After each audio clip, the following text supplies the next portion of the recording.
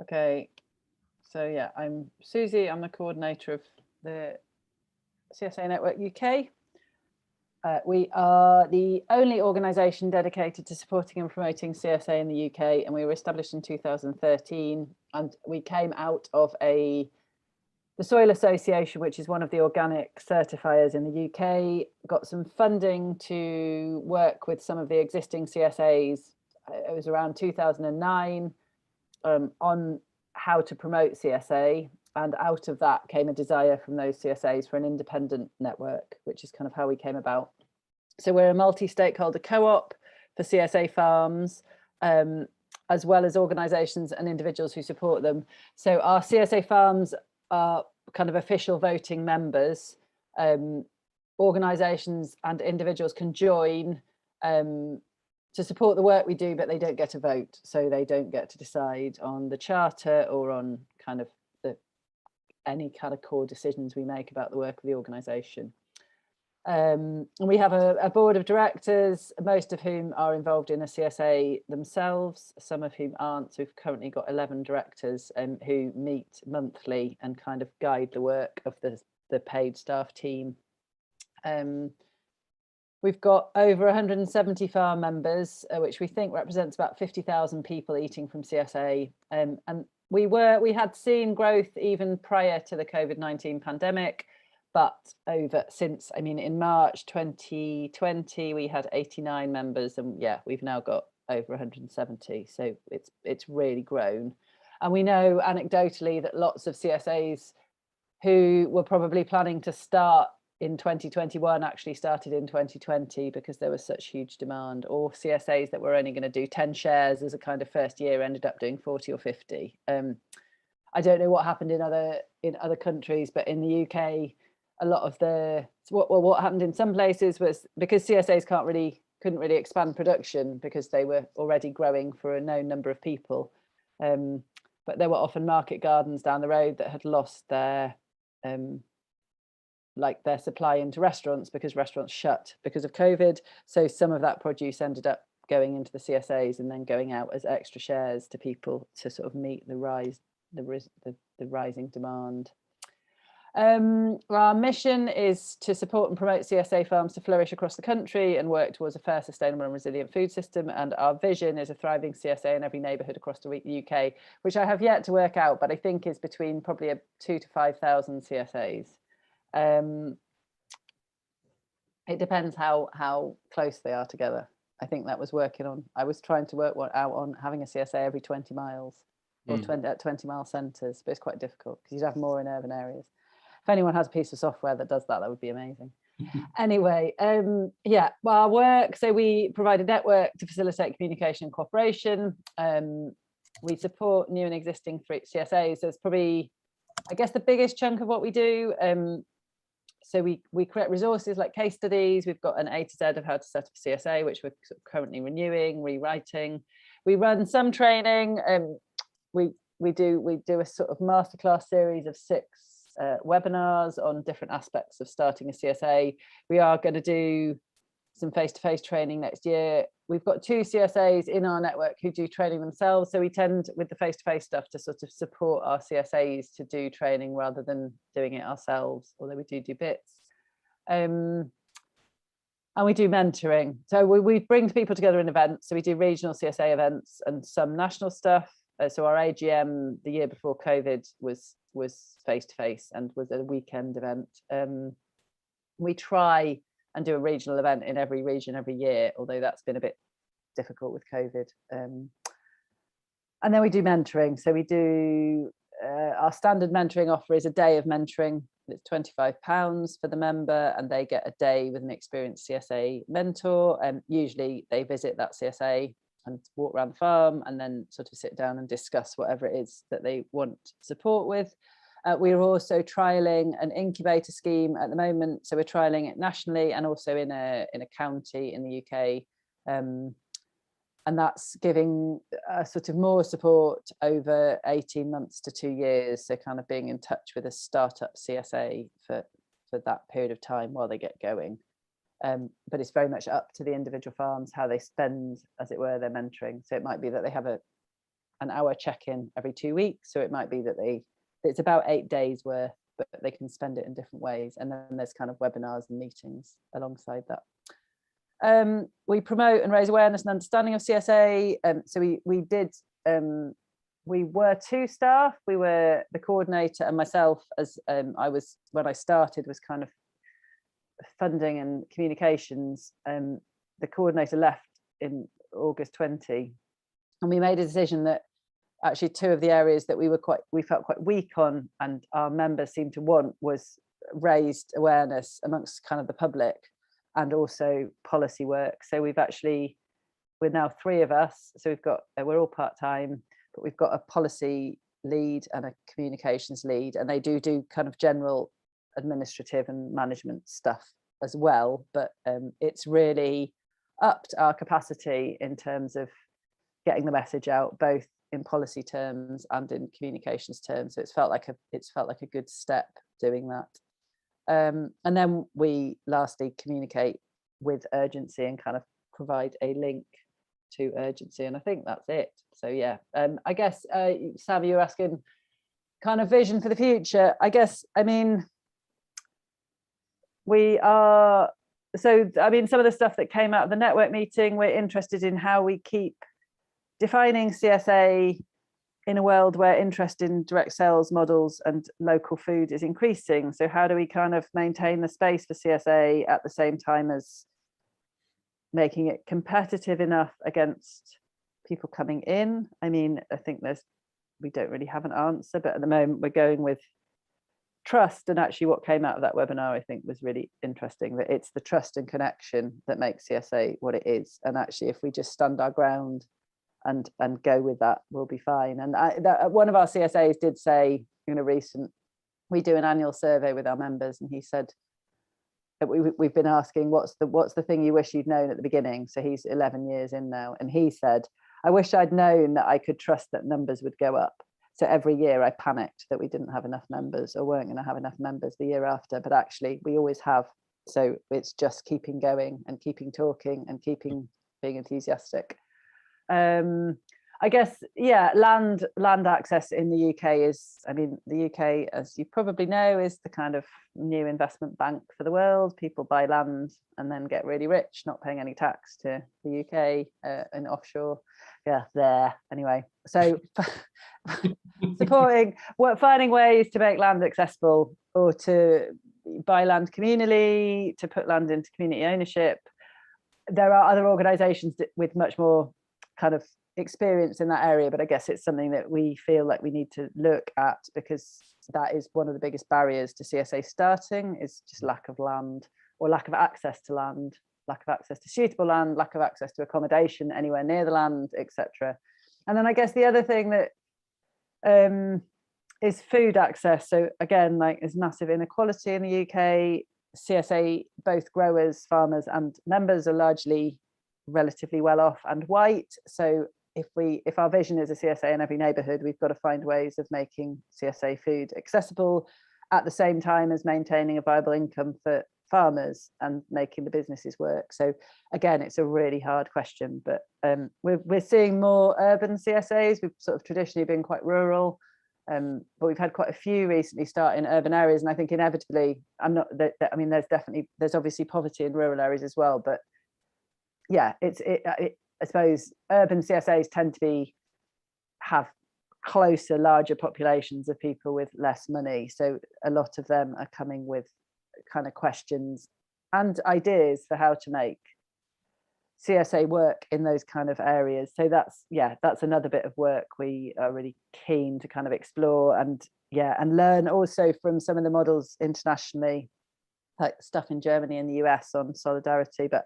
I mean, yeah, really interesting hearing from Morocco in that webinar. So yeah, I guess there are lots of different models. So that kind of sharing, I think, would really help. And then, yeah, I guess just general awareness raising of, I mean, we've sort of adopted the slogan CSA works for people, planet and producer. And I guess have really been pushing CSA as an answer to our times. I mean, we're faced with massive inequality, we're faced with climate change and kind of climate catastrophe, and the need for income, sort of viable incomes and livelihoods. So and strong communities. So it feels like CSA really is a farming model that meets all three of those needs. Yeah, I'll shut up now. That's great, thank you. I think that I mean, it's actually quite inspiring and impressive to hear about the trajectory of the UK CSA network since only 2013. Is that right? 2013? Yeah. And I mean, I'll open it up to everyone in just a moment, but I just have a quick question. It sort of relates to something that we've actually already spoken about a while back, which is mentorship, because it's a question that urgency is really grappling with at the moment.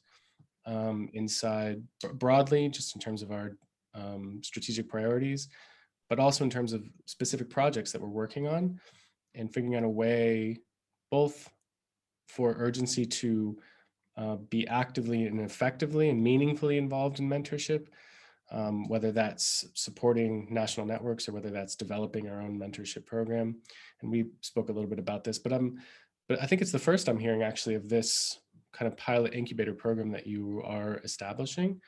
And I was wondering if you could talk a little bit about that.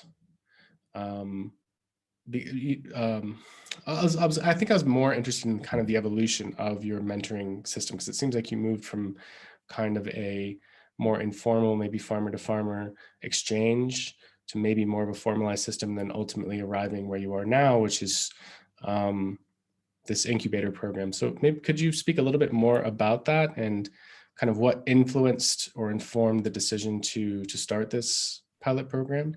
And if you have any sort of feedback from it yet?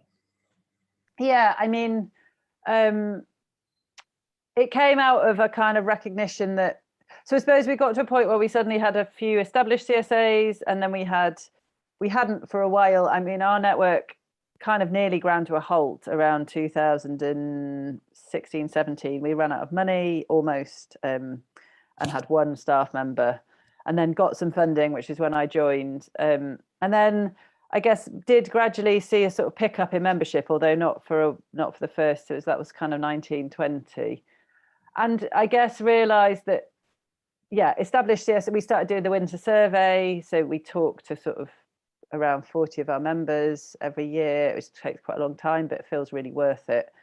Established CSAs need really different stuff for mentoring. I mean, that it tends to be around diversification. It tends to be stuff that would be someone very specific and can be done in a day. And then some of the starter CSAs they're people coming out of, they've done growing training, they know all the sort of agronomy bits they've got completely down, but they need some help with the sort of mechanics of CSA, the membership side. And sometimes that can be done in a day, a visit to a really good CSA and somebody.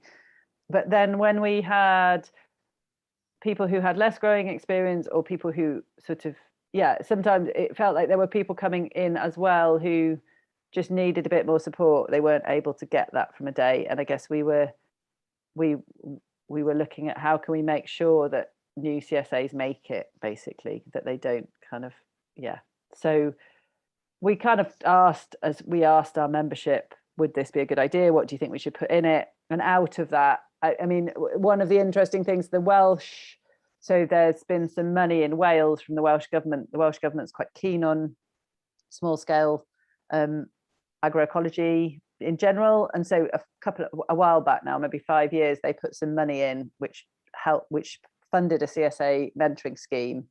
And I think that was 12 days across a year.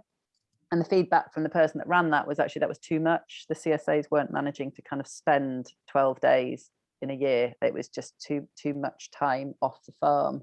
So we went for 8 days, which could be sort of, it's actually 8 lots of a sum, and it's the same sum to pay a mentor for a day as it is to sort of, it's an averaged out travel costs. So basically people could visit 3 CSAs and have all their travel costs covered, and then have 2 extra days of mentoring, or they could have 8 days of mentoring. They've kind of got 8 units and they can spend them on travel or on a mentor. I don't know if I'm making much sense, but they can also divide those 8 days into chunks. So for instance, one farm, they've got a grower as their head grower who's not been head grower before. So they've chosen to spend 2 of their 8 days on sessions with their board, who are voluntary, on finance and on membership, I think.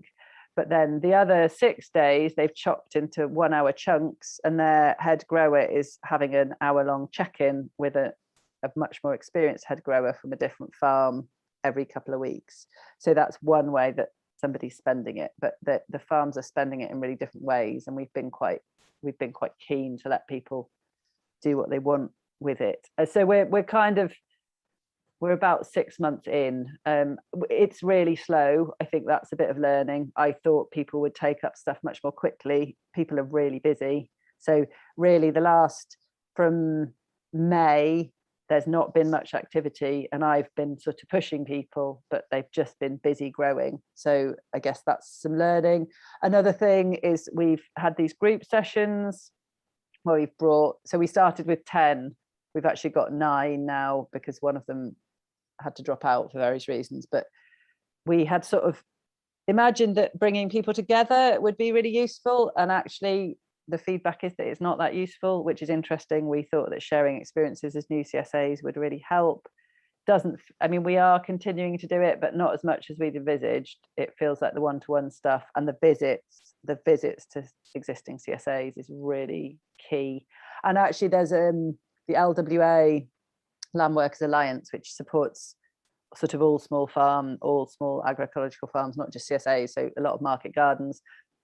They've run a mentoring program over the last 3 or 4 years, and they had similar feedback actually, that bringing people together in groups as mentees wasn't that useful. So they've had really low attendance at their group meetings.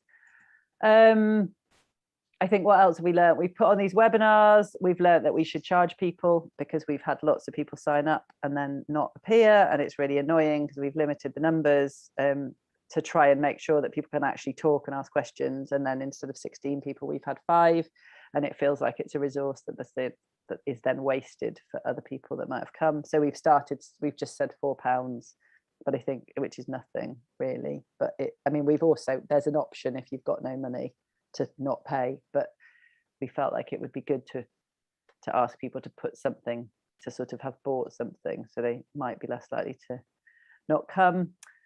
And we've also, as Sam kind of alluded to, this sort of came before the incubator program, but we've done a sort of very basic form for our mentors where we've asked them what they're happy to mentor. So what topics are they happy to mentor in? So they might be agronomy topics, or they might be kind of management topics, but and then we've asked them. So some people have added in extra stuff. So they might be brilliant at facilitation or brilliant at, I don't know, health-based stuff. So it means that sometimes it's really obvious who would be a good mentor, but other times it's not. So it's really useful to be able to look down and go, okay, yeah, they'd be really good on business plans, and they also have the crop planning, and they also have this. So that's quite useful.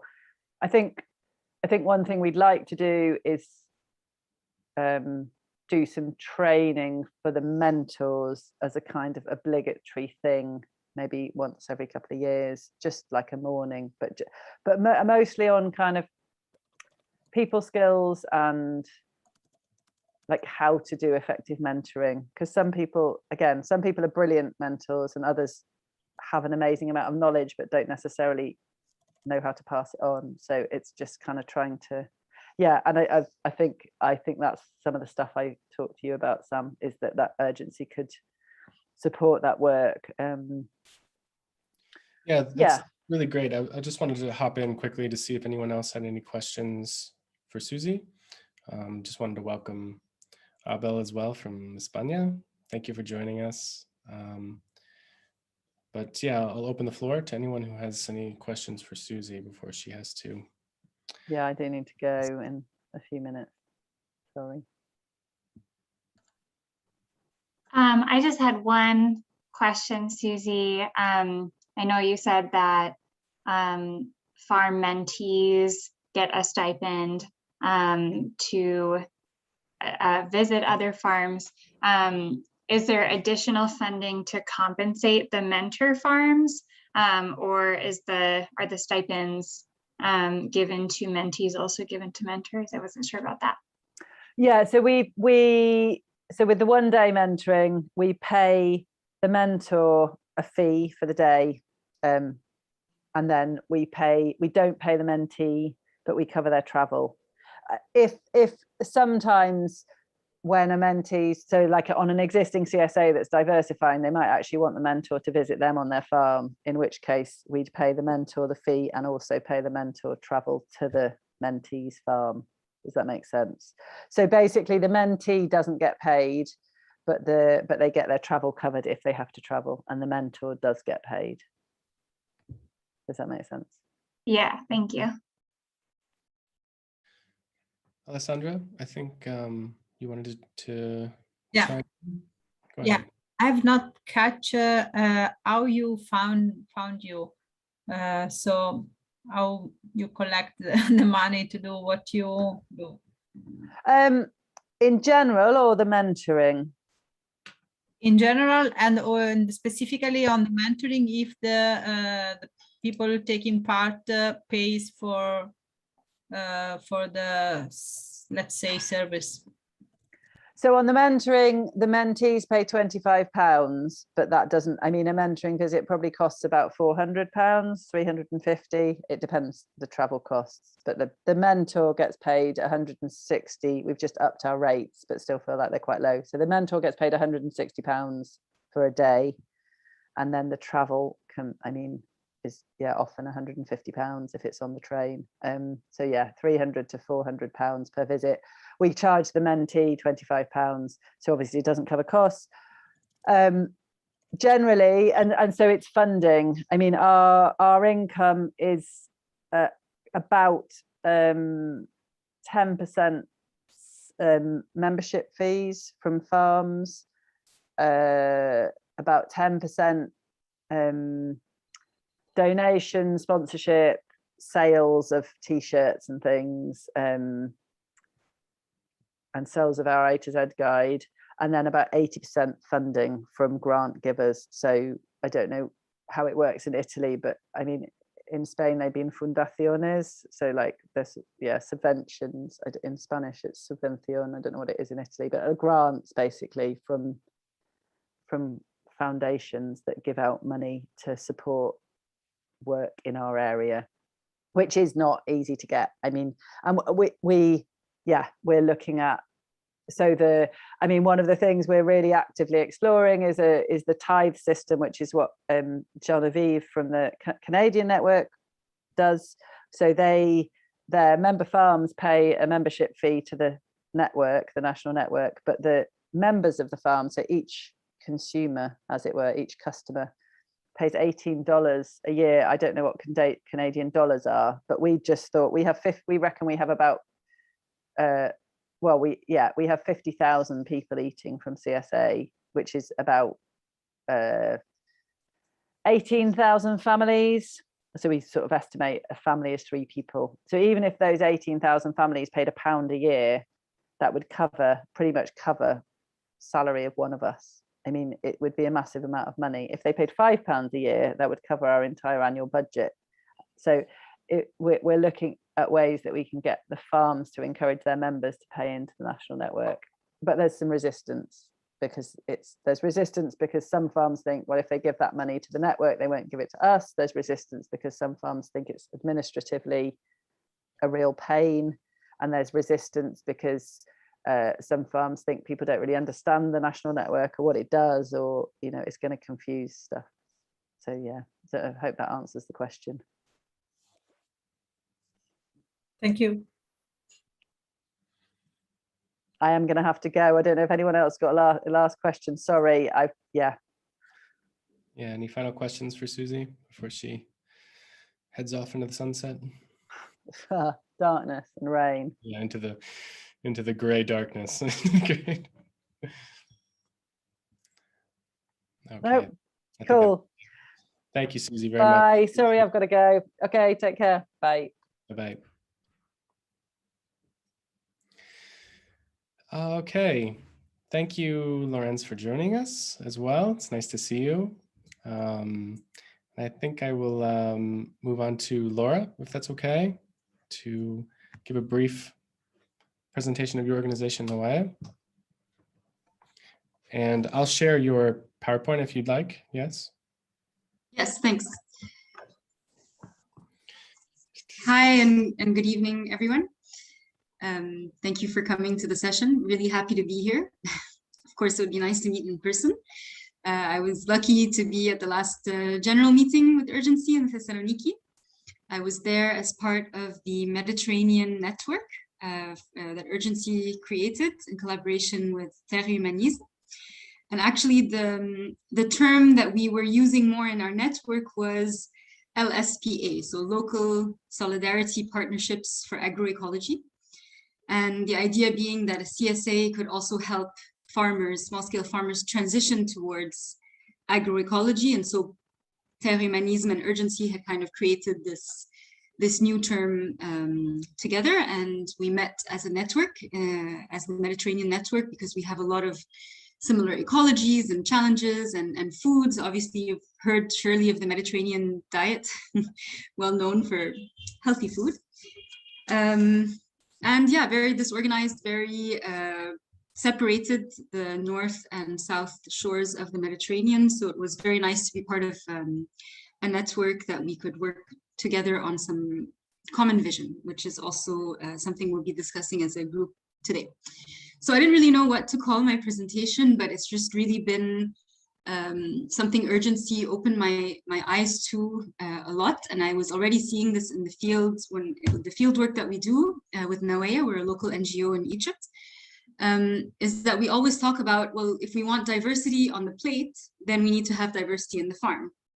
And so it's kind of like this, you know, farm to fork or fork to farm kind of approach. But the fact that we have separated health and agriculture, and that health is one thing and agriculture is one thing, is really crazy, because we are what, you know, we eat. And at the policy level, nobody really pays attention to this. But at the end of the day, the supply chain or the policies needed to secure, work for small-scale farmers, and at the same time that people eat healthy food, diversified food, fresh food, culturally appropriate food. I mean, let's define nutritious food. That it seemed that nutrition was the easiest way to get as many people on board with what agroecology would be. You can stay on the first slide, actually. Sorry. Apologies. It's okay, I will tell you. But yeah, so same thing, you have a concept, agroecology. How do you have your elevator pitch, or how do you explain that quickly in the communities where we work, which are rural, illiterate communities? It's kind of, well, very, very academic terms and very difficult to bring them on the ground, and people are already struggling at the local level, so it's very difficult to even talk about these things. So it was more about streamlining that, and that's what nutrition was offering us. Nawaya was founded in 2011, right after the Egyptian Revolution. The first year after the revolution was a very exciting time in Egypt. It was energy and positivity. Yeah, just to do something. So we got together with some colleagues, even if we're from the city. We often would visit this rural area that I eventually moved to, that is very close to Cairo. And it just seemed crazy that in one of these closest rural areas to Cairo, that there was no way to link with the farmers. And even if there was a way to link with the farmers, the quality of the produce, or, I mean, the cheating that kind of happens. For example, a small-scale farmer will spray pesticides on the crops that he sells in the market, but not on what him and his family eat. So like he knows what he's going to take home, and what the market gets, well, that's the market's problem. So there is this kind of understanding, but there's also like, I need to, make money. So we applied for a grant for a fund from a Swiss organization that basically supported us to work with 15 families to start and kind of look at how we can, apply agroecological practices or have a discussion around it, which was great. And actually, it turns out very, very open willingness to change and apply innovations or try doing things differently, even if it's on a small piece of the land. But when it came to, okay, well, we want to eat these products or sell them or do something with it, we couldn't offer any solution. We were just 2 or 3 people that just wanted to connect with the lands around us and the farmers, and we really had no idea what we were doing. So, so yeah, I just wanted to start the presentation with this. You can go to the next slide. So as somebody coming from the city and entering into a rural community, you're discovering agriculture, what's being planted, the seasons, all the different dishes that people make that are very closely tied to seasonal foods. For example, there is a type of pickle that we make in Egypt, but traditionally the farmers would also eat the green stem of the pickle, and a dish was made out of it. So recipes that are disappearing, and at the same time, this is a picture I took of like literally like a piece of land, remote piece of land in one of the furthest villages that we work in. That's kind of the rubbish that you find on the land, which is like chipsy and indomie, which is like this fast instant noodle that all the kids are kind of addicted to. So in working with these communities, or trying to figure out how we can support them or work with them, they're also suffering from severe diet-related diseases. A lot of the adults have diabetes and obesity and heart problems. I put these numbers here because these are the World Health Organization numbers that they had in Egypt of children. And this is really like sad to see like 20% of children in Egypt now have been in research categorized as stunted, which is kind of irreversible damage from poorly eating from the time the mothers were pregnant and then the first 5 years of life.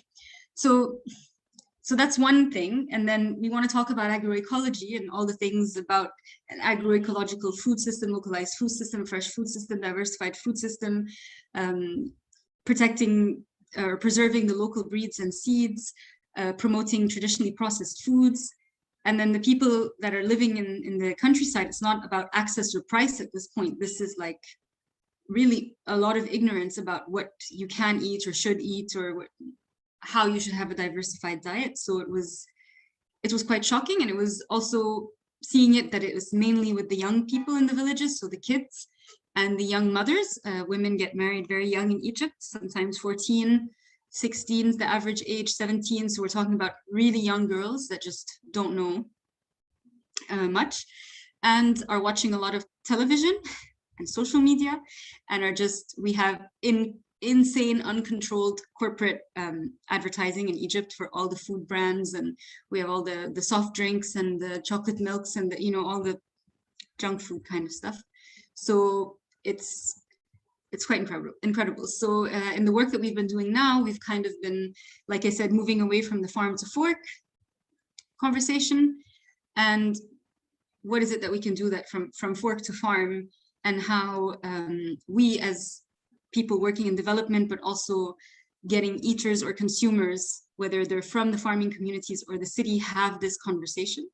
Because these health numbers, by the way, are not just in the rural areas. Like Egypt's health problems are across the board. So if you're talking about cities or high class or low, all of that, everyone is suffering from a diet-related disease. And we have some of the worst numbers in all of Africa, are coming from Egypt. You can go to the next slides. Yeah, so ironically, a lot of the solutions for people's health problems are held within the grandparents, the elder generation. And also the area that we work with is a touristic area. We are an area south of Cairo. I'm sure you've heard of the Step Pyramids or the Dahshur Pyramids. So it's a very beautiful area close to Cairo. In half an hour, you can be downtown, and then you can be at the foot of the Step Pyramids. So it seems like, okay, well, if eating healthy is about rediscovering these old recipes and things that people used to eat and still know at this time, and at the same time, we have a nice area close to Cairo that can offer an income generation stream to kind of onboard people with this, because we need to have both, right? It's easy to just say, oh, we're going to do a community project in this area because of its location, but we wanted to have people really on board, 100% buy-in. so this was the idea. Well, why don't we think about this concept of gastrotourism, which Italy is really well known for, Sandra, I'm sure, that you can just travel around Italy and there are areas where they have maps and you can find the local producers and really connect with the farming communities around. And at the same time, thinking about, well, can this be something that can help us start a community-supported agriculture model? Because there's already such a big gap between people in the city or people that are Egyptian or people like me who, you know, I'm still amazed at how many new recipes and foods continually we're discovering across the country. We have a very rich agricultural history, and we've been influenced by so many different cultures throughout the years that there's just so much there, and we're just actually not known for this at all. So we thought, well, maybe this is where we can start, and this would allow us to not only work with the women who have the recipes or that can do these products, but also their husbands and the farmers that are the men that are usually in charge of the land, and also finding a way to make this exciting for young people. Because we are close to Cairo, a lot of young people just prefer to, you know, drive a tuk-tuk or work in a shisha cafe or like find some sort of fast way of making money. But tourism and this kind of stuff, it kind of catches their attention. So this is kind of what we decided to work on right now, is the fresh food. So working with the women farmers or the farmer families that we can directly support what they're harvesting, or like they're having kind of seasonal calendar that people can connect with these farmers around. People get really excited when they see zucchini for the first time with a flower on it, or a cucumber. I mean, these are really small things, but like, yeah, most people don't even know if you haven't had a chance to have fresh fruits and vegetables. And also the processed foods, so things that women can do to generate income. And at the same time, it's something people are always excited to buy, fresh bread or cheese, or having kind of added value products. And that's great for the women because that gives them an income stream, whereas the farming is mainly controlled by men. And then adding on to this and kind of having these exchange days where there can be a hands-on activity where we can highlight a certain product or its nutrition, always with a focus on nutrition, even if it's just simply fresh vegetables, you know, or a delicious salad. And at the same time, having these seasonal menus so that we can try and get people to come more often, so that it's not just a one-time visit. And then working to kind of at the kind of cross-cutting level, okay, we all want to share these concepts. So in order to mainstream any of our concepts, I believe that we need to work with social media, and especially video, because a lot of the women or communities we work with are illiterate. So if we were to have anything written up, I mean, it needs to be spoken, and that's how we're able to share certain values and concepts, and also having the youth learn how to run social media campaigns and actually deliver these kind of community screenings. Yeah, I think you can go to the next one. So yeah, because we depend on funding, and yeah, life is life. Sometimes we're active, sometimes we're not, but we've been very active in the past year, extremely active.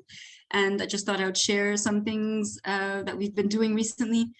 So like I said, we're using nutrition videos. So I can share with you a link if you're interested, where it's a peer-to-peer knowledge exchange. So we don't work with nutritionists saying things. It's more about filming women talk about the recipes, and then and the nutrition around them, and then showing them in a community setting. So the videos are not made for watching online and learning alone, but really made for stimulating a group discussion, and then reviewing the video and then brainstorming around it. Well, how does it work if we want to eat more of these vegetables in our diet, or encourage our children to have a healthier approach, or yeah, all the good parenting kind of things that we need to do. And again, I really feel like if we don't do this, then I don't see how we can even start a conversation around, you know, community gardens or community supported agriculture. What we have been doing a lot is the creative process for the products and menu development. For example, in Egypt, we grow a lot of cabbage, a lot. And women make something called mahshi, which is like a stuffed cabbage roll that you have in different parts of Europe as well. But they actually don't have a single other recipe for cabbage. Like if you ask them, okay, well, you have all this cabbage and you do the same recipe with cabbage every Thursday, that's the routine of the week, but they don't actually know another recipe that they can cook cabbage with. blank. And we take it for granted maybe that, you know, we like to cook, or we're travelers, or we like to try new things, and we can go on YouTube or look something up. They have absolutely no access to new recipes. So once we had an Indian lady visiting us, she's an Ayurvedic practitioner, and she said, oh, just a really nice shredded cabbage, peas, and cumin recipe. It's a very simple recipe, totally using fresh ingredients from here that we have, and that's just a really exciting thing, that then if we can have eventually this kind of model that at least we're promoting, yeah, those how we can eat these vegetables differently. We've been, like I said, finding ways to engage the youth. And when I say the youth, I mean young girls, some boys, but the girls are the ones that are more excited about this, that have smartphones now. Smartphones are really common in the villages. So teaching them how to edit, make a short video on a specific product, or a woman making a product, or a harvest. I mean, they're the ones that are in the fields that are able to kind of do this kind of storytelling, and think of the things that are really going to engage other people around the seasons and farmers' life, and eating healthy. And like I said, we're trying to use gastrotourism as kind of a mechanism to engage people around nutrition, and at the same time maybe build trust with these people that are visiting, build trust of how things are made, about these women, their families, visiting their lands, having a real exchange, and trying to start a conversation around there, or at least start to find the people that are interested in this, because we feel very alone, even as an organization. Like, there's not another single organization in Egypt really working on any of these challenges. So we've been really working hard to build a network. And even when we do our pilot tours, we always try and invite other NGOs or organizations that we can kind of onboard with these values and concepts. So it's been very interesting to see how receptive people are and how excited people are about these kinds of programs for small-scale farmers. Definitely, what we call ourselves are more curators. We always put the women at the front of these exchanges, and if we were to move towards some CSA model, we really want to be in the background. And again, it sounds like simple things, but being able to speak and present yourself and feel proud as a farmer is very difficult. Though even the word, you know, peasant, like we know in English, it's not really a very positive word. So it's very difficult to kind of, get past those cultural barriers. A lot of women are extremely shy. They don't want to have their picture taken or be visible, or they're afraid of what their husbands will say. Some of their husbands don't want them to come to trainings. I mean, we're dealing with like heavy gender issues, and sometimes it will take 3 years for it to click. And then, you know, one of the women that we've been working with, it took her 3 years to decide, like, no, I want to be in the video, and I want to show my knowledge, and I should be proud of this, and to stand up for what she's doing, and not like feel ashamed of it and think, oh, well, I'm just, you know, a housewife, or I have nothing to offer. But on the contrary, she really does. Another thing that we're doing is trying to get people to work under this kind of common network or an umbrella.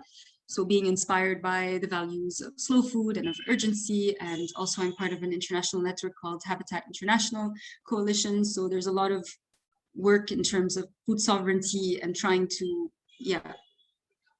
explain that when we work together as a network, we also encourage, stimulate more trust. So even when it's in gastro tour, if somebody comes and sees one woman talk a specific way, and then she's seeing another woman in another governorate, and they're all talking with the same values, there's kind of, it helps build the trust and that we are serious and that we all believe and we're passionate in what we do. And lastly, this is where I'm very excited to work on this, is how do we link these local struggles to the global movements and be able to really talk about what we're doing and how important it is. And this is not just, you know, we want to link to this and have an exchange. And I would love that in, 2 years, that it's not me in this webinar, it's one of these young girls that we're working with that's able to present and talk and be connected to what's happening around, because it really is this exchange that keeps you going and gives you hope that what you're doing is contributing to something bigger. So that's my last slide.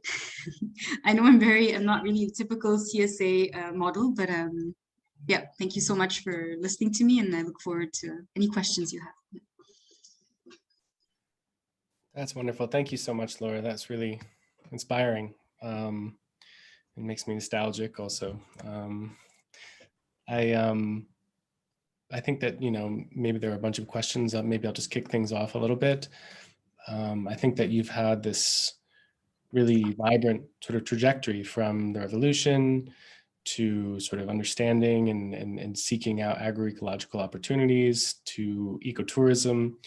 And I was kind of wondering, what are some of the sort of significant moments that stick out to you in making these different sort of strategic moves within your organization? But sort of building on that, and linking to your sort of last point about connecting to these broader networks and things, what do you think are some of the largest challenges you're facing when it comes to creating CSAs or LSPAs in Egypt, or a CSA network in Egypt, and how can some of these global allies help you with that? Yeah, so I'll answer the second question first. So, we all want to have some sort of legal umbrella, or, it's very hard to raise money in Egypt. For anyone who doesn't know Egypt, maybe Sam knows a bit, but the control over NGO work and civil society work is suffocating, to say the least. I mean, we waited 3 years for our fund to get approved. So yeah, it's very hard to make any plans. And then, yeah. Anyways, long story short, we're very lucky to have met a local organization that was started by a group of lawyers, and looking at how can we create stronger farmer cooperatives, because farmers are completely disorganized and informal in Egypt, because there is no legal framework that protects cooperatives, basically. So there is no point to create a farmer cooperative. So one route is to either create an NGO, which that has its own complications. The other route is to be in the private sector, which would put a lot of alarm bells off for a lot of people working on membership and community stuff. But in Egypt, it's our only avenue really that we can work more freely and fast and without having the risk of being shut down by the government. So La Via Campesina had trained a group of people, of which one Egyptian man, who was trying to take, how we can have cooperative type governance and kind of like collective work under the legal umbrella of a company. So I know it sounds weird, but this is what we're going to be exploring together, so that we can set up some sort of structure that makes sense, because there's no point in putting a system together and then it collapsing, right? Very risky under the cooperative or NGO law. So it is a maze in terms of the legal thing, but maybe we have to compromise and find other ways around that, and then maybe advocate that if we have companies that are set up by farmers or farmers women, that we can advocate for different kinds of taxes, or that just go another way, rather than like always be swimming against the current in Egypt. So yeah, I think that's that would be something we have to consider. Yeah. Great, thank you. If I may, Laura, what's the way for those farmers today to make a living, right? So prior to any LSPA or CSA kind of model, I mean, how do they survive day to day? So where you're picking them up to try to tell them what it is that they could be doing. So how does it work today? Well, just to be clear, we don't have a CSA model at all. Like, I don't want to pretend that we do. I don't even know how to start that conversation at this point. So I've had the conversation informally with the farmers I've worked with, over 10 years, you talk and it's very theoretical, but if you are not going to buy his entire harvest or protect that, we're too small of a network.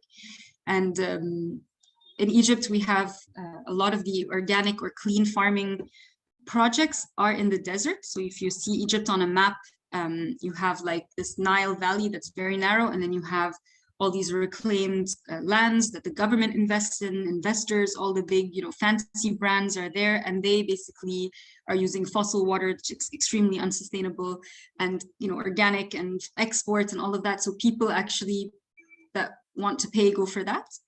And then the local community itself, like I said, they have some foods that they will buy locally, and then the rest is on the market. So I would imagine, and I don't know, maybe this is a question to those who are active in CSAs, that because the lands are so small in Egypt, we need to get a bunch of farmers together in a very close geographical zone. Like a piece of land in Egypt can be 6 meters wide and 300 meters long, right? So you have your irrigation canal and your drainage canal. And then, so if you don't want to spray pesticides and your neighbor's spraying pesticides, forget it. Like you're going to be the place for all the pests to come. So we have the problem of scale, the fragmentation of land, and how, you know, if we really wanted to get this model going, I would need to tell this group of farmers, okay, we're going to consolidate at least 10, 20 acres, something, and figure out the water quality, a filtration system. So all of that gets extremely costly. And we're a really tiny organization. Like there's just, maybe it can come to that, but we're really just kind of going all the way around and being like nutrition, food, getting people on board, talking about their children. It's a place where we can really have a deeper conversation about this. I would really like to communicate better how food and like, yeah, health and agriculture can't be separate, and like really have a deeper discussion with the farmers. We're not just doing like tourism to say, oh, look at this bread in Egypt that we've been making for 3,000 years. That's not what we're trying to do. We want to talk about the whole wheat, the flour, the yeast that was used, comparing it to commercial bread. Like people come and have an experience and a conversation around that. Hoping to then offer farmers, yeah, a CSA something. But, yeah. Thank you. Thanks.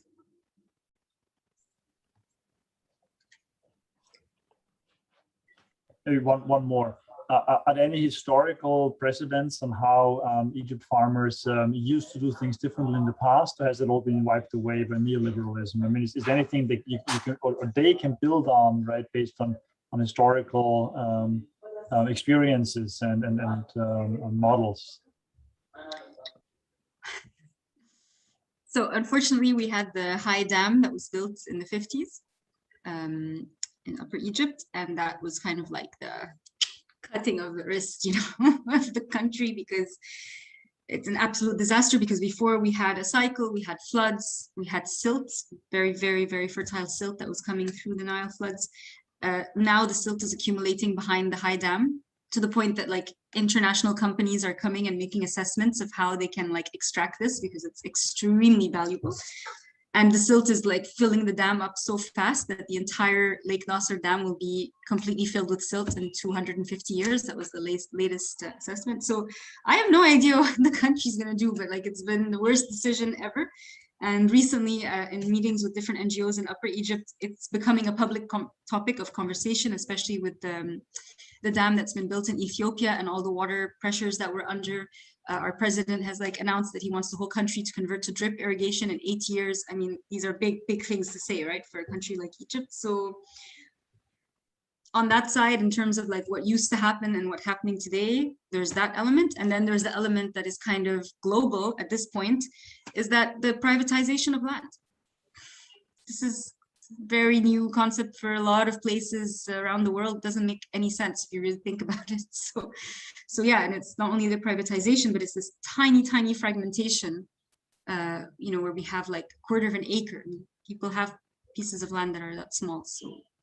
So a lot of it comes down to, yeah, this consolidating the land, because it's important for like organic or like agroecological practices. But at the same time, it's a bit of a trap, because it's also what the government wants so that they can implement kind of commercial contract farming. So it's a very thin balance of where the country can go, being extremely strategically placed for export to Europe and having like kind of perfect weather for that. So yeah, there's a lot of like that in the background. But yeah, the ancient Egyptians, it was a completely different, yeah. Yeah. Mm-hmm.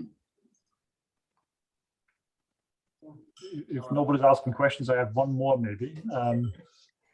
You were just talking about the privatization of land starting to happen, right? What does that mean for current farmers? I mean, do they own the land, or who owns the land, or doesn't it matter who owns the land, because it's something that was just is the way it has always been? How does that work? Yeah, so that was after the revolution in the 50s. There was redistribution of land, and then certain families owned the land. And then after several generations, each, you know, succession, somebody gets a little piece and a little piece and a little piece, to the point where the next generation, I mean, something's got to change, because it's getting too small to do anything. So I think it will come automatically from people. Maybe a solution needs to be offered. And a lot of people that inherit land don't even want to be farmers. They're maybe the older brother, or they don't really care at all, you know. So a lot of land is rented because there's a lot of landless farmers.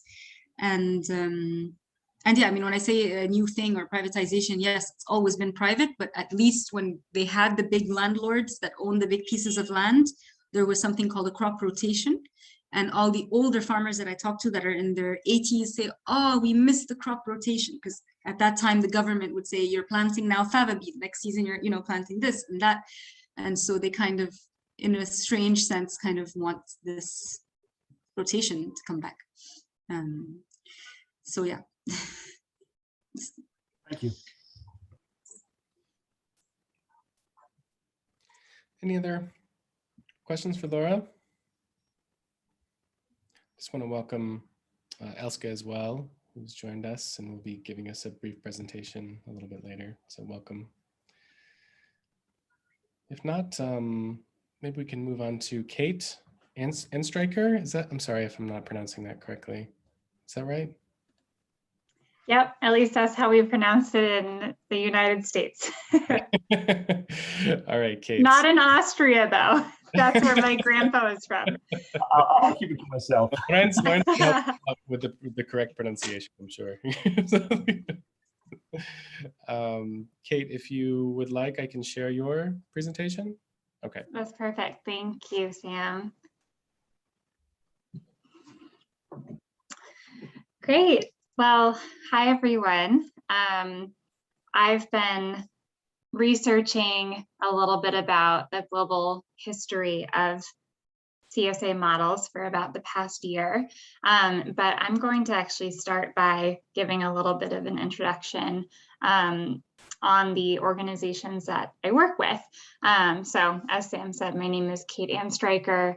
I live in the Hudson Valley region of New York State in America. So we're about an hour and a half north of New York City, and consequently have a very large farming community here. Many farms who sell just within the Hudson Valley, but also many that sort of build the food shed of the greater New York City area. And I work for an organization called the Glenwood Center for Regional Food and Farming. We've been around for about 20 years, a little bit more than 20 years. And our primary mission is to ensure that our region remains one that is defined by food and farming, where the next generation of farmers are equipped with the tools they need and the education they need to use regenerative practices, and where there's greater food justice and food sovereignty in our communities as well. And some of the forces that we're fighting against include capitalism, lack of sufficient benefits in the United States for people to access good food, and also things like housing. Housing is very expensive here, too expensive for many farmers and farm workers to afford. Farms aren't able to provide sufficient salaries to their farm labor. And also, since we have a lot of gaps in our healthcare coverage, that's a big concern for farmers. And the value of land here is very high too, especially during the pandemic, when a lot of people left New York City to buy property in the Hudson Valley to sort of escape this urban pandemic. So Glenwood has a lot of work ahead of us, but we work on various things, a lot of coalition building among food and farming experts in the region. But why I'm here today is because in 2016, we founded what is called the Hudson Valley CSA Coalition, which is a group of about 120 farms, all within just the Hudson Valley region, that use the CSA model. And the coalition was formed by request from farms for a need for more collective marketing, for education of consumers, many of whom had never heard of CSA. But once they learned what it was, they were very interested in the model. And also a lot of farms were interested in increasing the access of their CSA, especially to Americans who receive SNAP, which was formerly known as food stamps or federal benefits to purchase food. But there's a bit of a bottleneck in that our benefits are distributed usually on a monthly or weekly basis, and you have to receive the food upon purchase. And so the upfront payment model of CSA is very difficult, if not impossible, for people who are relying upon federal benefits to buy food. So I work a lot with the Hudson Valley CSA Coalition. We have a link that Sam put in the chat box. One of the biggest things we did was create a website, a directory where people can search for different CSAs. They can put what county they live in, what sort of share type they're looking for, and find farms accordingly, which has been very successful. And the Hudson Valley CSA Coalition is also involved in the CSA Innovation Network. I can also provide a link in the chat box to that, which is a national network of CSA coalitions of technical assistance providers who are all trying to do similar work in the United States to increase the accessibility of CSA, to integrate CSA with healthcare models around the country, and to make sure that our farmers have as much support as they need, and that consumers have the support that they need as well, whether it's translation or subsidies, or just education on the term, so that they can enjoy CSA as much as possible. But you can go to the next slide, Sam. So when the CSA Innovation Network was doing some work on an equity statement last year, we decided it was really important to do a little bit more research on the global history of CSA, and to see where credit has been largely given, where credit is overdue, and not just look at the global history, but also really dive deep into the history of CSA in the United States. And that's what I'm talking about briefly today. So I thought I'd begin just by framing why history matters so much to us. A key element in fighting for food sovereignty is to tell the whole story, to revisit the histories we have learned, many of which are written with a very colonial white supremacist lens, and to delve deeper, elevating the voices and perspectives of historically marginalized communities. To this end, the CSA Innovation Network has explored the history of CSA in the United States and globally, observing where credit has been given and where credit is long overdue. And I just wanted to say that by no means is this a comprehensive history. I'm sure that there are stories left untold, but we hope that this gives you a new vantage point from which to understand the system we all participate in. And I think it's also very relevant to the theme of the Urgency Symposium this year. You can go to the next slide, Sam. All right, so I know that this is a big timeline and I'll try to talk fast, and apologies in advance if I mispronounce anything here. So the dawn of CSA in the United States is most commonly attributed to Indian Line CSA and Temple Wilton Community Farm, both of which were founded in 1986. While these farms have played undeniably large roles in the popularization of CSA, they're not the first in the US to have thought of the model, nor is Europe the first place in the world to have established agricultural memberships. Booker T. Whatley, a Black author, horticulturist, and a professor at Tuskegee University, identified 10 commandments he considered essential for successful farming in the 1960s and 70s. Included was a concept of a clientele membership club in which members paid an upfront fee to pick their own produce all season long. Now considered two separate farming models, CSA and Pick Your Own are foundational to many farms in our country and around the world, and are only becoming more popular as demand for fresh, local food grows. As Whatley was conducting research on intensive, small-scale farming in the United States, CSA-like models were being independently established elsewhere in the world. In 1965, a group of Japanese women founded the Tithe System. Tithe built off of Japan's long history of economic cooperatives. It also reflected growing national concern over food safety and chemical contamination in the wake of Minamata disease, and gained additional momentum after the Chernobyl nuclear meltdown of 1986. Farming cooperatives remain very popular in Japan, and the Japan Organic Agricultural Association elevates consumers' and producers' shared commitment to safe, healthy food. Cooperative farm models began to take hold in Europe in the 1960s as well.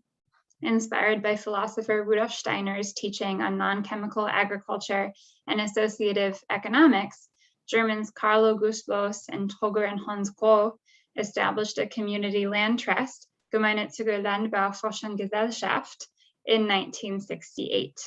The land trust proposed a model that they called agriculturally cooperating community, in which non-farming community members granted loans to farmers. In Geneva, Switzerland, farmers inspired by the collective agriculture in Chile during the Allende administration founded a producer-consumer alliance called Les Jardins de Cocagne in 1978. By the 1980s, there were proto-CSAs developing across Germany and Switzerland. CSA traveled from Europe to the United States via Jan van der Tween, a Swiss biodynamic farmer, and Tröger Groh. Temple Wilton Farm was founded by Groh, Anthony Graham, and Lincoln Geiger in 1968. That same year, van der Tween introduced the idea to Robin van En, who founded Indian Line Farm and ultimately popularized the term community-supported agriculture. And I just wanted to give a shout out to Urgency Honorary President Elizabeth Henderson, who founded Peacework Farm in 1989 and has been using the sliding scale CSA payment model for a very long time. Since then, the CSA model has continued to flourish throughout the 1990s and early 2000s, first in the US and Europe, and ultimately across the globe. CSA goes by many names around the world and has no one founder, but universally, I think we can agree that the model prioritizes financial security and viability for farmers, robust and healthy soils, and safe chemical-free food for community members. As CSA continues to gain momentum, I think we must decolonize its history and celebrate the many thinkers who saw the benefit of cooperative economics and producer-consumer mutualisms. This, paired with a commitment to making CSA accessible to all members of our communities who want one, will bring us one step closer to food sovereignty. So that's all I have prepared. Here are some of the sources that we used for our research on the history of CSA. But I'd love to open it up to questions either about the research or more about the CSA Innovation Network, the Hudson Valley CSA Coalition, or Glenwood.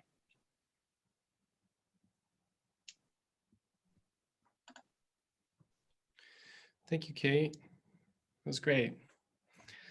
I have some questions, but I think I'd rather just open it up to the floor and let others sort of get involved and ask questions or share their ideas or comments on Kate's lovely presentation. So I'll leave it to the floor.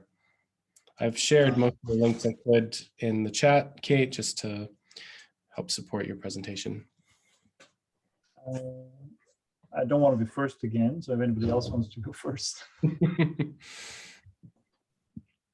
Okay, one question, Kate. You mentioned early on that the SNAP program is not quite compatible with the prepayment model of the CSA. Does that mean that you have exclusively a prepay model where you pay for the entire season in advance? Because the reason I'm asking is that with us, it's actually to the consumer, if you will, the harvest share, as we call them, whether they pay for the entire season in advance or whether they pay by month. And because so many people pay in advance, it's not a problem from the cash flow, right? And that would be compatible with the SNAP model. But am I right in assuming that everybody pays up front, which kind of limits the, sorry, yeah, get a follow-up question if the answer is yes. So. So the long answer is that it depends. There are definitely many different iterations of the CSA financial model, depending on which farm is selling the share. So there are some farms that are very strict in terms of the upfront payment, but many nowadays are more accommodating. Like they still want a majority of that money to be upfront, but in order to make their shares more financially accessible for more people, they will often allow for payment plans, usually like what you were saying, on a monthly basis or maybe in 4 installments over the course of the season. So SNAP is a bit different in that it does require you to pay every time you're picking up a share. It makes it very difficult to pay at all in advance. And there's some stigma around it because you need special equipment to swipe people's SNAP cards, their EBT cards. And that equipment is very glitchy and also very expensive for individual farmers to obtain. It's like a total headache. And you would think by now that the government would have been more accommodating of small scale farmers and allowed for, online processing of SNAP benefits, but we still have a very long ways to go. Okay. I have a follow-up, but unless somebody else wants to go first. You can go for it. No, the reason I'm asking this is because we are trying hard to actually be consciously open to low-income people, right? So one of the things that seems to be fairly prevalent in the German-speaking countries is that there is no fixed price, right? But you contribute what you can, right? As long as the overall money comes into to pay for the production, right? But so we are constantly trying to deviate by allowing people to pay less, right?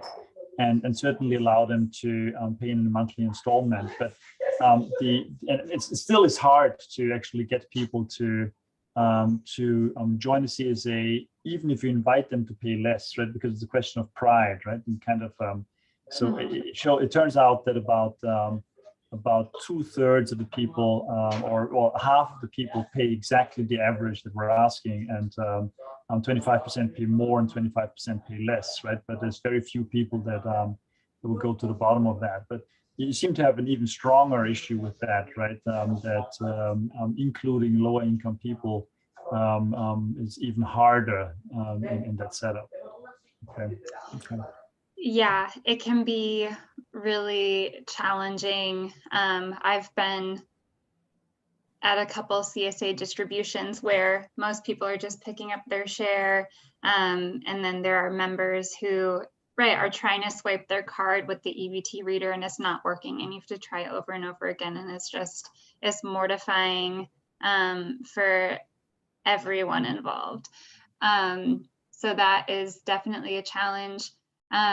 We do have, a lot of CSA farms in the coalition who are still unable to accept SNAP have found other ways to provide shares for people who need some sort of subsidy, and those can come with less stigma, such as self-identified sliding scales, where they don't necessarily have to tell the farm their income, but the farm may send out a list of income brackets and based on your income bracket and how many kids you have, here's what we think you should be paying for this food.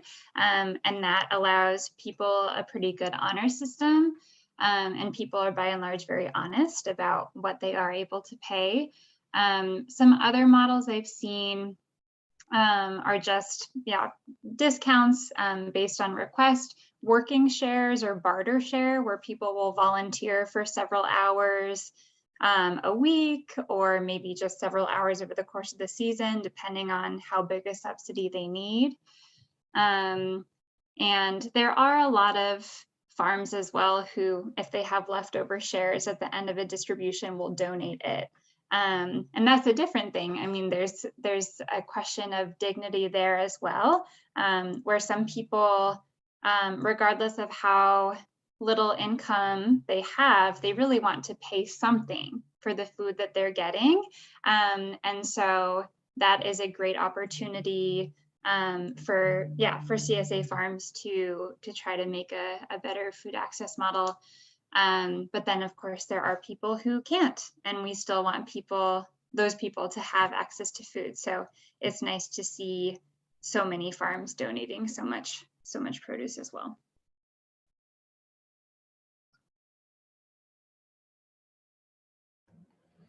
Oh, and I should mention too, sorry, one more thing that some farms do is they have income brackets, but also then they may have like an opt-in as you're checking out, like, do you want to donate $25 or $50 to our like solidarity share program, so that either you can, a different member can access a share who otherwise wouldn't be able. And that has been very successful, especially in more affluent areas where there are members who fall so high on the income category that they could probably pay 3 times as much as the farm is asking. And they should. Yeah. Indeed. Great. Come on, guys, if you don't stop me, I got to keep asking questions, right? So yes, we need. Can I ask one more? Well, let's see if there are anyone else. If there's anyone else. In fact, I mean, Elska, I know is working with a model, a sliding scale kind of model. Maybe you wanted to contribute a little bit to the discussion about maybe the successes or the challenges in your particular model. Yes, that's fine. Hello, everyone. How is everyone doing? Good. Thanks for the talks. I just come back from the farm, so I couldn't join the whole session, but I heard a bit some stories, and it's very interesting to see that you guys are all working a bit on the same topics as we here do, and that's nice to hear. I'm Elske, and I'm a peasant farmer in the Netherlands on a 1 hectare CSA, agroecological CSA. And we have 90 veggie bags every week in the season. And we are actually, struggling also a little bit with this. We were earning half of the minimum wage.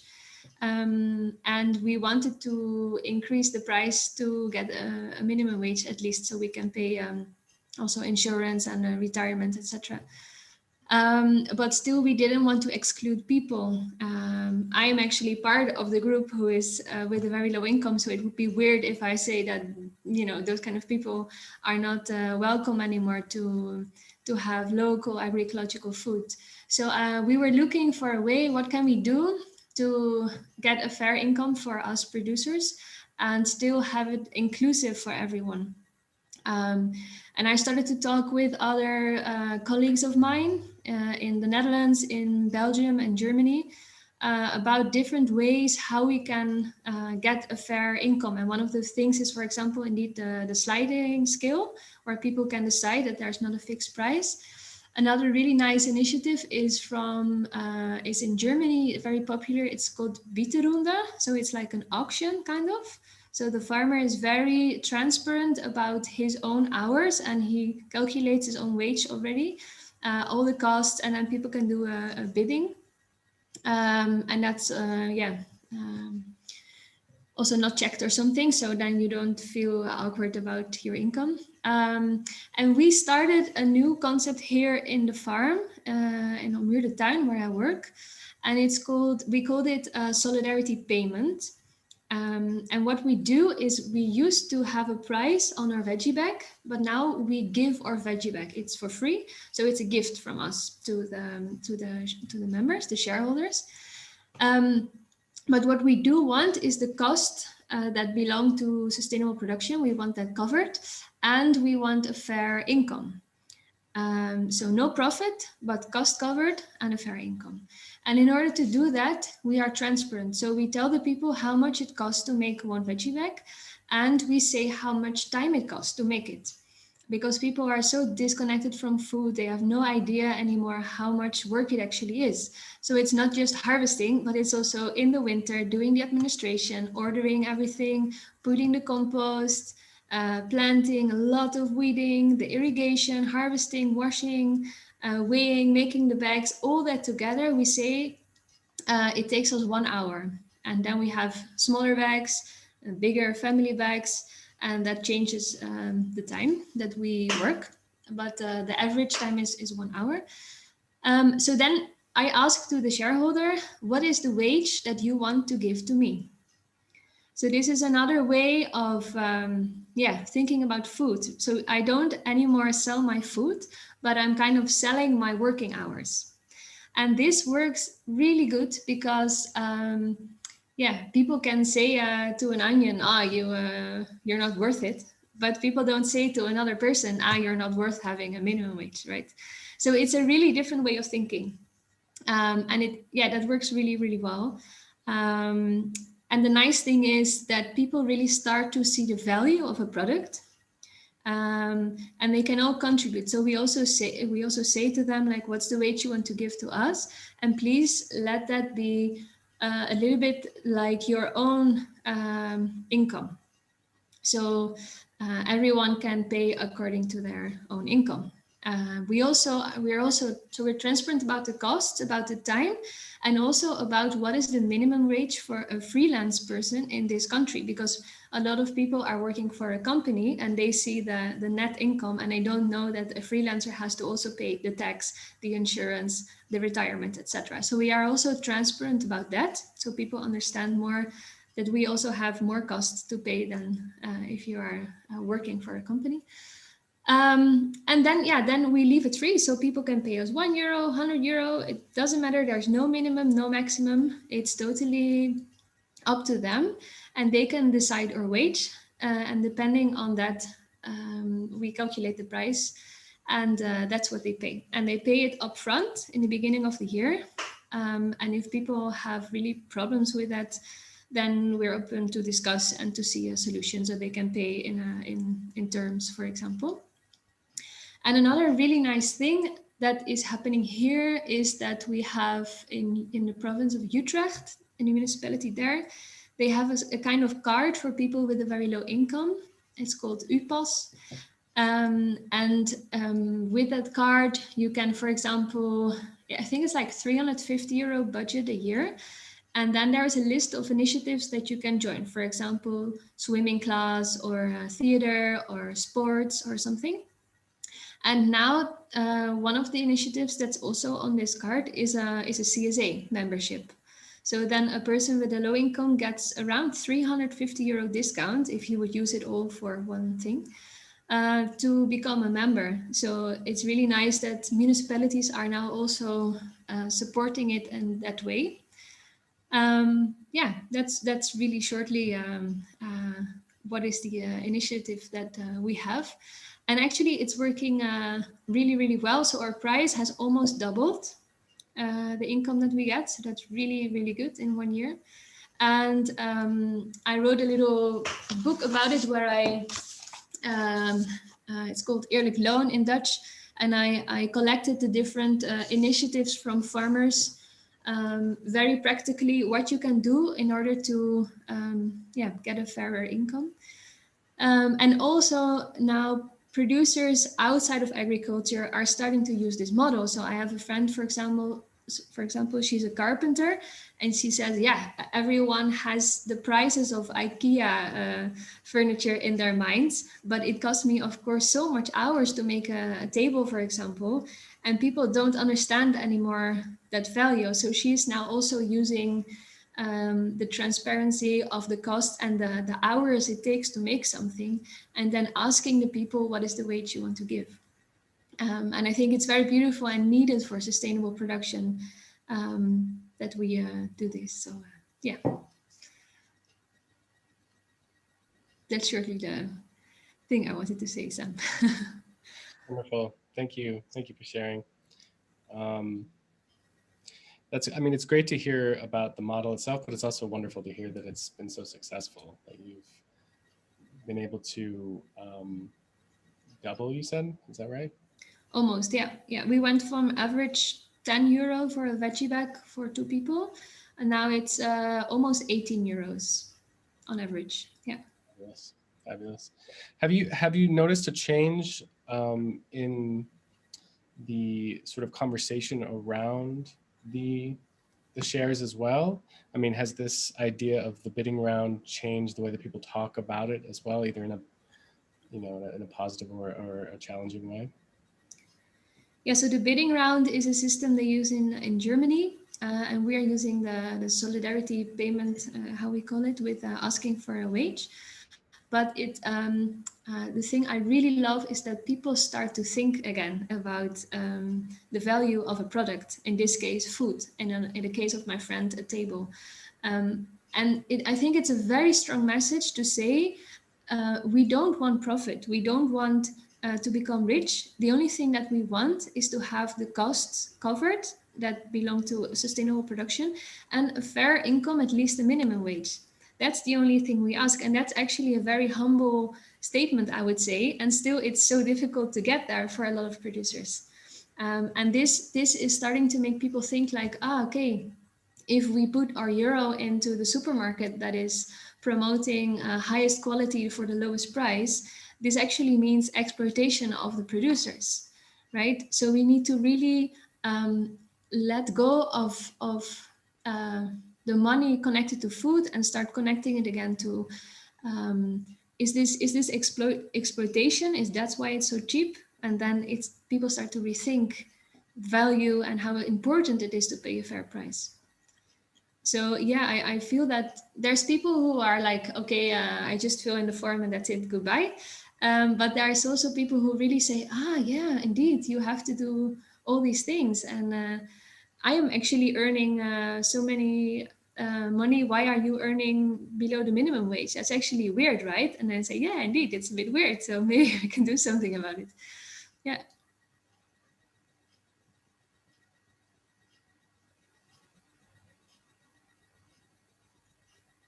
I don't know if there is any more questions or if people maybe know initiatives like this in your countries. I don't know where everyone's from, but.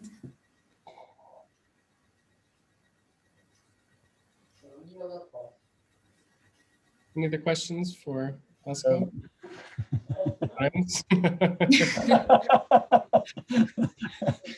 Well, I wouldn't have said so, but if you call me, right? The student in class cannot put his hand. We're using Peter Runden in Austria as well, right? So we make it completely transparent on the cost. So there's a salary for everybody active in the farm.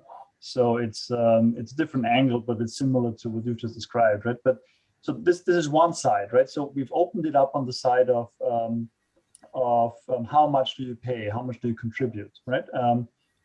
As a food share, right? as a consumer, right? But we've also opened it up on the other side, and I'm curious to see what anybody else is doing that too, right? And what I mean by that is there is no longer a food bag or a vegetable bag, right? There's a market booth, and you go there once a week, and you take what you want and as much as you want, right? So we call it free taking, free sharing, whatever, right? So there's a booth, and you take whatever you want and how much you want, and as long as the group of people that does that is small enough, it actually works, right? So there's kind of a social control between people that know each other, so nobody's just stuffing his bags beyond. And the other way it works is that I might not like a certain amount of vegetable, a certain type of vegetable, somebody else likes it. I might be on holiday this week, somebody else has guests, right? So it kind of averages out. Our experience is that if at least 40 sharers at one market booth, it works out, right? That's kind of the statistics that we have. But is that something anybody else is doing as well, or are we on our own there with doing that? Because I must say that works successfully for the last 10 years, right? Both opening it up on contributing what you can, but also on taking what you need. So I'm just curious to see whether this is something that is Germanic, right? Or that is something that is happening elsewhere as well.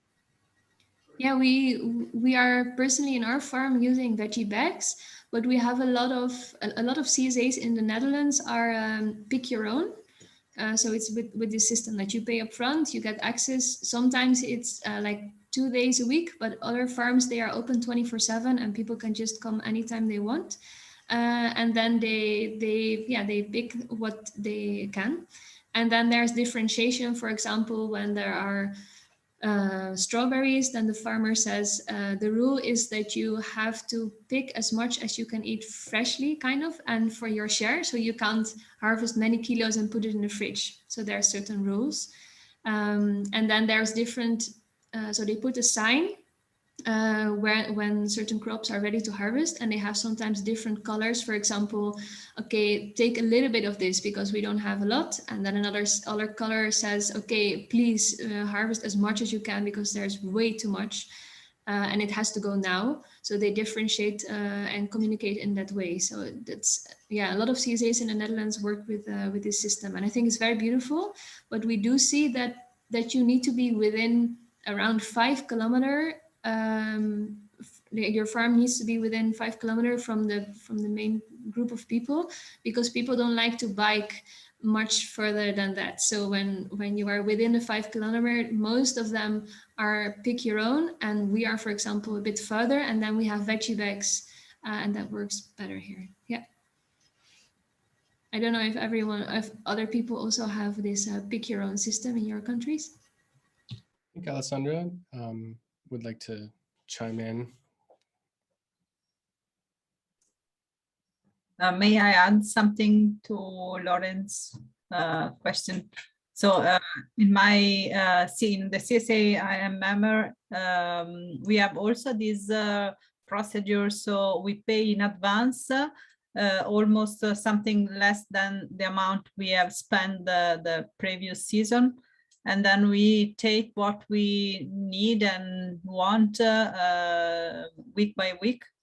And yeah, and it depends on the product we take and then the quantity, of course. And so we calculate how much we have spent week by week.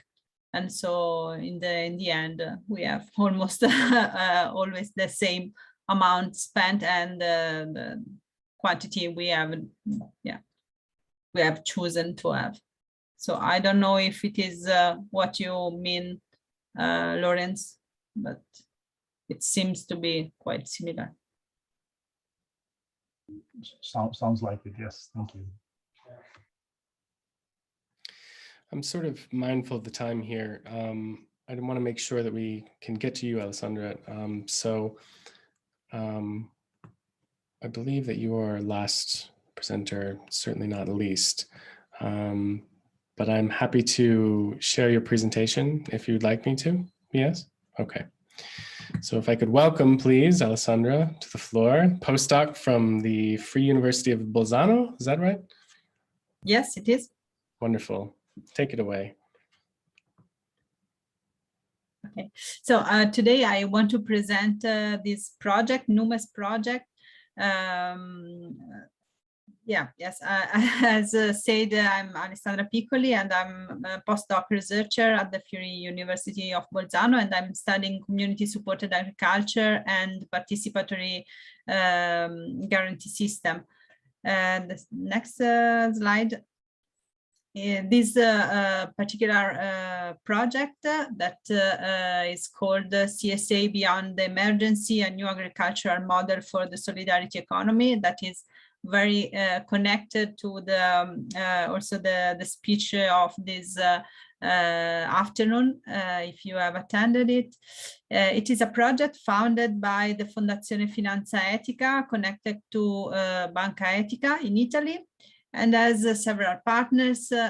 In particular, the main partner is Arvaia, the largest and let's say more ancient CSA in Italy, even if it is just 8 years old.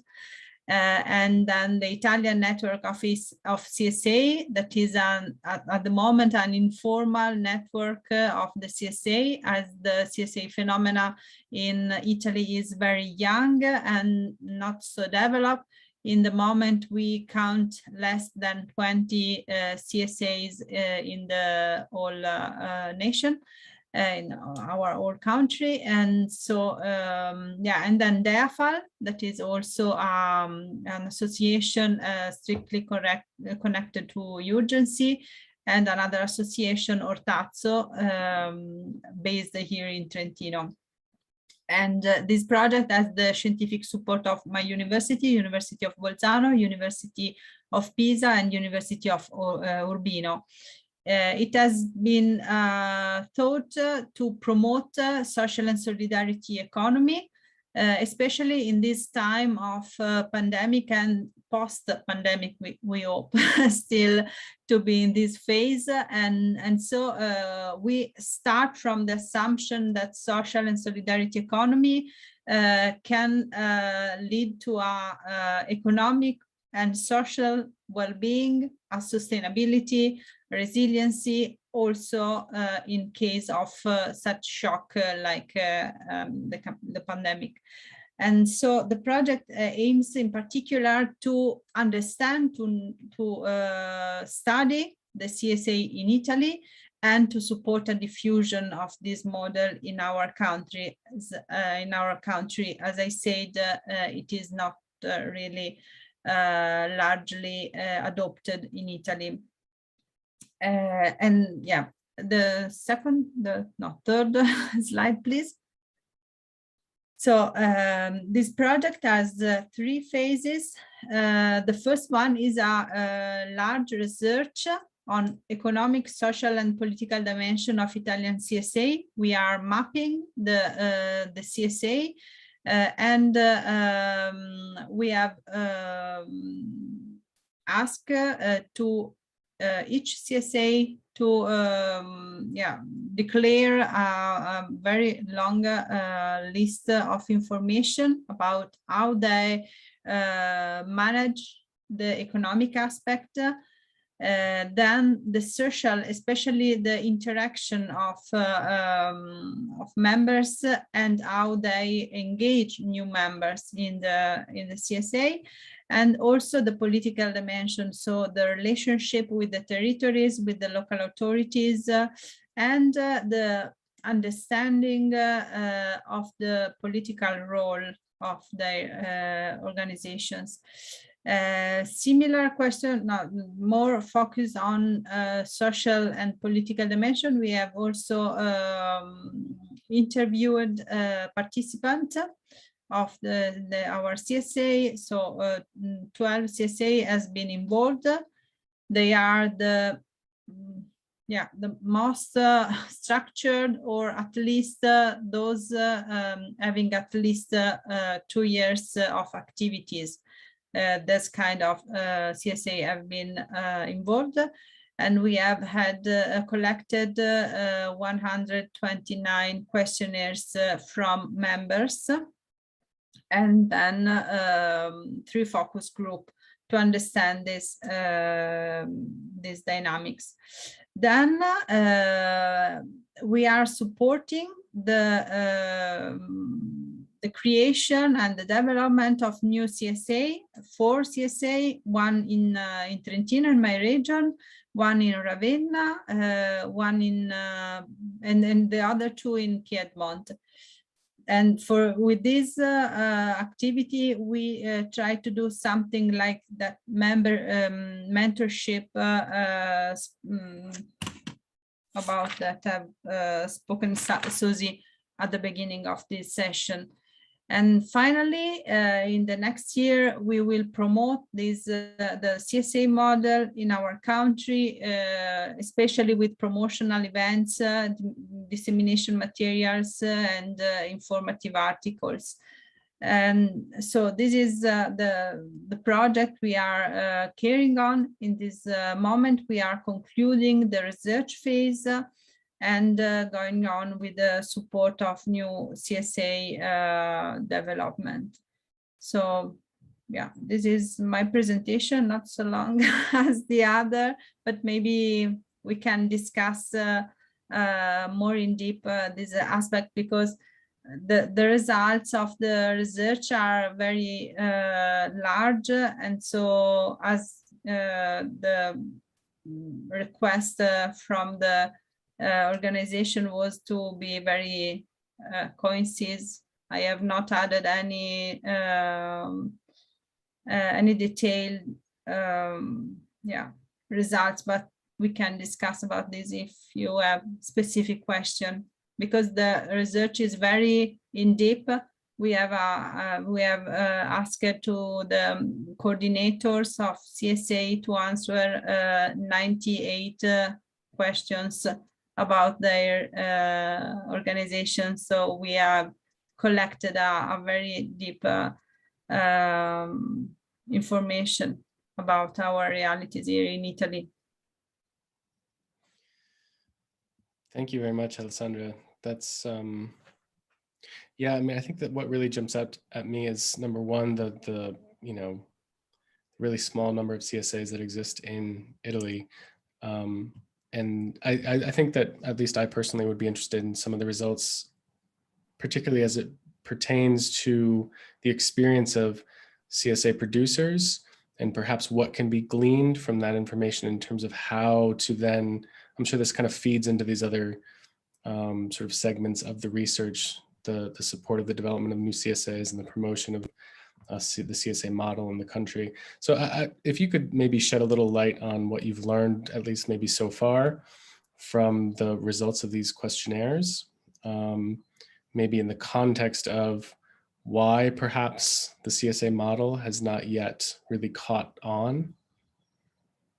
Yeah, we have to say that in Italy, it is very diffuse, the model of the purchasing group, solidarity purchasing group, that sometimes is considered like a CSA, and it is very, very close to CSA, especially to the, let's say, Anglo-Saxon model of CSA. We tend to distinguish two kind of CSA, and in Italy it is very diffuse, the more cooperative one. And with this I mean that we have CSA based on independent enterprises, so farms, with a group of consumers around that buys regularly the boxes and so on. And on the other side, we have a more cooperative model that is also sometimes diffused in Germany. And it is the cooperatives where the entrepreneurs are the consumers. So a group of consumers establish a cooperative, and then they have as employee, the farmers are employee of the cooperatives, and the consumers own the land or obtain the land some way, and they pay exactly salaries to the farmers. And this is quite diffused in Italy. 1/3 of the CSA in Italy, and the biggest one are this cooperative model.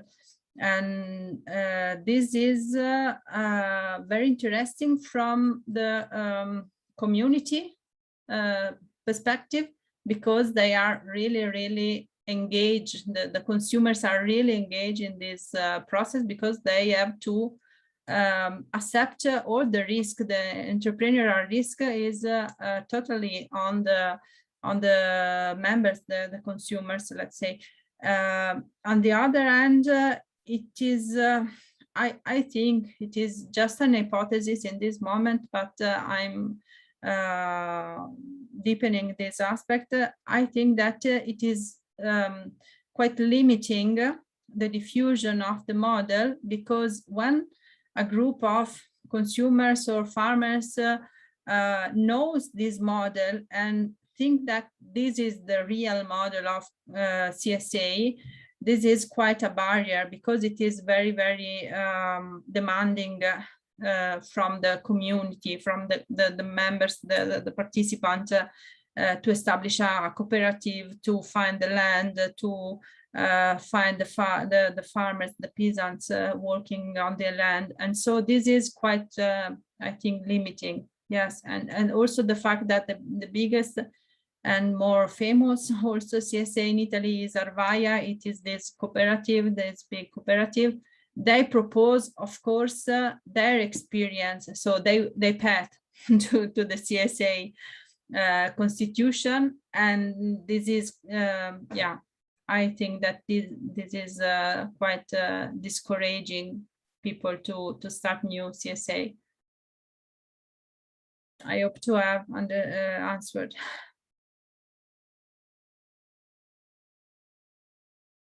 Yes, thank you. Yeah, on the other hand, I have to say that more and more experiences are coming to light in this moment. I have news of almost 10 new CSA forming in this last year or half a year. Probably also, as Susie told us before, because of the pandemic and this understanding of the value of food and the importance to have access to local food, the problems of supply chain on a global level during the pandemic and so on. Yeah. Well, we have just a few minutes. Are there any other sort of thoughts or comments on Alessandra's very interesting project, or any closing thoughts?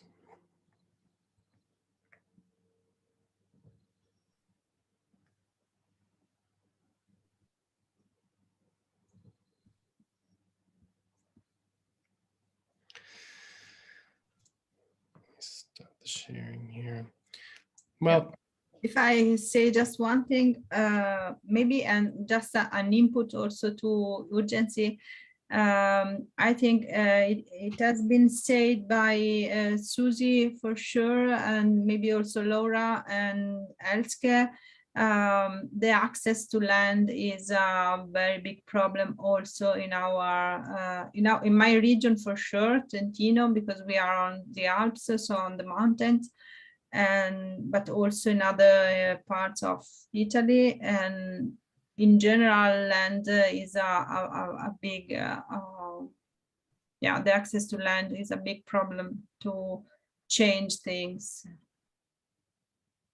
And so I think that this is a very urgent topic. Quite, because it's so multidimensional as well. The challenge of access to land, whether it's geographic, as in the Alps, or whether it's economic or rooted in speculation in Eastern Europe. So it's, yeah, I agree. I entirely agree that it's one of these root causes.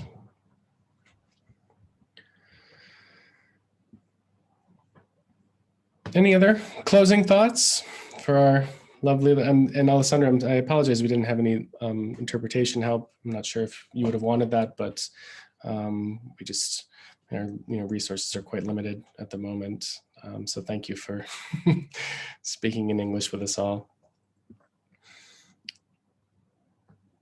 If that's it, then I want to thank our wonderful poster presenters, Alessandra and Laura and Kate and Elska, and then of course Susie, who had to leave a little bit early. I really appreciate this wonderful conversation we're having. It's, as I said, I sort of expected us to end a little bit early, but we ended up going the full time. And I think that speaks to the sort of richness of these different projects and these ideas, and of course these people who are sharing them with us. So I want to thank you all so very much for being here. Also, let me just put this in the chat. There's, where is it? Here it is. So we have a general survey that we're sending out throughout the symposium. So if you could just take a few moments, either now or later, to share your thoughts. And there will be thank you, Laura. there will be a report, a follow-up report based on this workshop as well. And the recorded version will also go up on our Urgency TV YouTube page. So if you want to access the recording at any time in the future, you can find it there. So with that, I think we should close, unless anyone wants to share anything as way of a final closing.